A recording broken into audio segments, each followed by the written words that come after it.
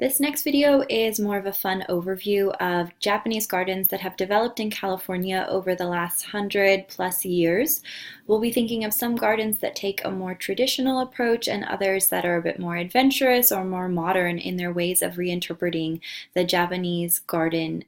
And so we'll be starting off in San Francisco and then looking at examples in Southern California. This is an image of the dry garden, or that kind of Zen rock garden inspired space that is in the tea garden in San Francisco, in Golden Gate Park in San Francisco. So starting off with that example, the Japanese tea garden in Golden Gate Park in San Francisco dates to 1894, when it was created for a Japanese village that was going to be part of the California Midwinter International Exposition, or more commonly known as the World's Fair. So this garden, you can see, was fairly basic in its overall construction, but still had some traditional elements that we've seen in Japanese gardens, also we've seen in Chinese gardens. The idea of that moon bridge, the creation of the perfect circle when it creates a reflection in the water, the importance of rocks, water, buildings, and plants all incorporated into the garden. Japanese gardens are often designed into kind of rooms, so you're looking at different spaces, getting those different views, similar to what we saw in Chinese gardens. So they're deliberately framing certain spaces or certain views for you. So you have that moon bridge, you have the rocks, you have the water. Usually koi were incorporated into these types of ponds, and so there may have been fish incorporated. You can see the traditional East Asian style flared roofs with wide eaves and this kind of entryway or gateway that you would move through. And some of the main gateway today still has remnants of the past garden, although very little of the original garden survives today. So it was cared for by an individual named Makoto Hagiwara from 1895 to 1942. And so, of course, in 1942, this is when Japanese Americans were interned and were brought to camps, and so he had always lived near the garden and had taken very, very good care of it, because he did ask to keep the garden as permanent, for it to become a permanent part of Golden Gate Park, and he did take care of it. Of course, during World War II, when he was interned, the garden fell into disrepair. It was vandalized, it wasn't cared for, and unfortunately, much of what was originally there is no longer there and has been replaced. By the 1950s, the sentiment about Japanese culture had improved. There was a greater desire for peace, and so the garden was basically reinstated and is now a wonderful place that many people go to in Golden Gate Park. So let's look at some of the views of how the garden looks today. So in the garden, you can encounter a lot of lanterns. Lanterns are a very common feature of Japanese gardens. You can see one here and here. You can also see a pagoda that emerges out from the garden. You see certain elements that refer to Buddhism, like the pagoda, which traditionally refers back to the parinirvana of the Buddha, or the death of the Buddha. It connects back to that tradition of the stupa, where the relics of the Buddha were kept. So you have the pagoda with those traditional flared eaves, the idea of the axis mundi reinforced here. And so you have some Buddhist elements, also sculptures of the Buddha in the garden, and then some Shinto elements as well. There's also a plant that's apparently shaped into the form of Mount Fuji, so that's particularly interesting. One of the most popular parts of this Japanese tea garden is the moon bridge, so this kind of more sturdy version of the earlier moon bridge, and you can actually climb on this. So you can see here I am climbing it. I did make it to the top, but it is a beautiful bridge and emerges out between these trees and different greenery.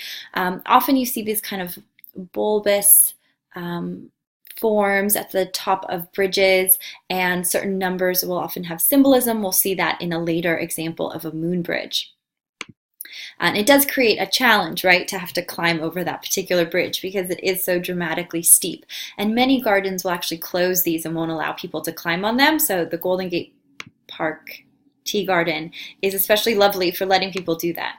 Here are some of these different spaces or different rooms. We already saw the Zen garden, those dry rocks, which we've talked about how the smaller rocks could symbolize water, and how the mossy and rocky outcroppings could symbolize land. Also that these are supposed to encourage meditation and tranquility. So this is really a kind of a quiet spot in the garden that's more off to the side. This is another view where you can see how precisely these small trees and bushes are cut into shape. So often these Japanese gardens require huge numbers of volunteers and also employees and people who are extensively trained in taking care of landscape to make sure that these gardens stay in kind of their perfect and artful form, because they really are works of art. Here's just that view again of the rock garden, again in a rather quiet spot off to the side. These gardens in California are interesting because they have to they want to use a lot of plants that are traditional in Japan, but obviously they have to also use plants that will thrive in California. So the types of plants that you will encounter in a California Japanese garden are obviously going to be quite different from what you would see in a garden in Japan. The gardens, of course, respond to the seasons, and so going to the garden in the autumn is quite different from the spring, just like many people go to Japan today in the spring to see the blossoms, to see when the trees are blossoming, and there are certain times when you want to go. There can be certain times when you can visit the tea garden and experience these changes in the vegetation there. Of course, it is called the tea garden, so you can enjoy a cup of tea there, but mostly it is kind of a space for walking, for gathering, for personal reflection, or for gathering with friends. So that was traditional for Japanese gardens that weren't the Zen dry gardens, that they could be places of socializing, of gathering, of having a good time. Today in California, though, if we go to places in Southern California, some Japanese gardens have become harder to maintain, harder to keep. So there was a garden that was owned by UCLA called the Hannah Carter Garden. It was given to the university, and just because of difficulties of maintaining it in Bel Air, which is a rather nice part of Los Angeles, the value of the land there, the difficulty for visitors to get to this garden has become very difficult for people to go and see. I think it was recently purchased by a developer because the university no longer wanted to manage it. But just this idea that as land values continue to rise and as the maintenance for these gardens become more expensive, it's important to realize how challenging it is to keep some of these gardens open. There's a really interesting example of an earlier kind of Japanese style park, which was called Japanese Deer Park. It was opened in the late 60s to 70s, mid 70s, and it was supposed to be kind of a recreation of the deer park at Todaiji in Nara. So one of those early Buddhist temples that we looked at. So it says, inspired by the world famous deer park in Nara, pet and feed scores of tame deer that roam free and be enchanted by doves in the Dove Pavilion and sip tea in a Japanese tea house. So right around the time when there were a lot of these kind of theme parks opening in the area around Disneyland, you had places like Movieland, you have this interest in opening a space about Japanese culture. And so this was called the Japanese Village in Deer Park. It obviously did not last particularly long. This is just a map of the park where you get the sense that it really is this kind of theme park. There you can see a traditional torii gate, the kind of gate you would move through as you go to a Shinto shrine. So the entrance inspired by traditional Shinto shrines. You can see this kind of stylized pagoda off to the side. Los Angeles continues to have and did have a very strong Japanese American population, and so it could be kind of calling out to that population, and then also just a broader interest in Japanese culture around that time. Of course, there are ponds and recreations of Japanese gardens. You can see the bridge in the background. You can see a woman in a version of kimono here holding one of those doves. Individuals petting these deer, these tame deer, which is somewhat similar to individuals petting the deer at Todaiji in Nara, but obviously you can see the hot, dry California climate does not quite look the same as what you would see in Nara, Japan. And then there were these very strange green figures called Fuji folks, apparently, where they were said to live on the slopes of Mount Fuji. So kind of a strange way to create a mascot for your park, and maybe this was one of the reasons the park did not succeed. Let's look at some examples of more successful Japanese gardens in Southern California, one that's more traditional and one that's more modern. So this is the more traditional one. This is called the Earl Burns Miller Japanese Garden, and it's at California State University Long Beach, or Cal State Long Beach as it's more commonly called. You can see the presence of koi in the pond, that combination of water, rocks, buildings, and bridges. There is a small tea house off to the side and a variety of bridges that direct you to different views throughout the garden. They do think of the garden as being divided into separate rooms or spaces so that you're enjoying these different views. You can see a kind of rocky outcropping here. You see a small island at center. There is grass in this garden, which is not traditional for Japanese gardens, but because it is on a university campus, it really is supposed to be a space for gathering. A lot of weddings happen here too.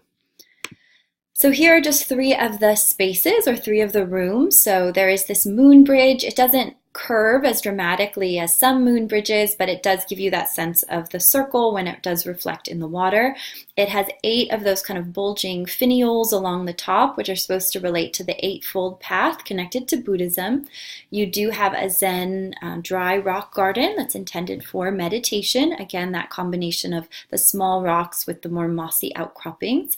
There are some wonderful small and very valuable trees that are very carefully maintained by the staff there. And then another room would be the tea house. So there is a tea house where you can see the use of traditional tatami mats. It is a small space similar to the tea houses we saw connected to tea masters in the Kamakura and Momoyama periods.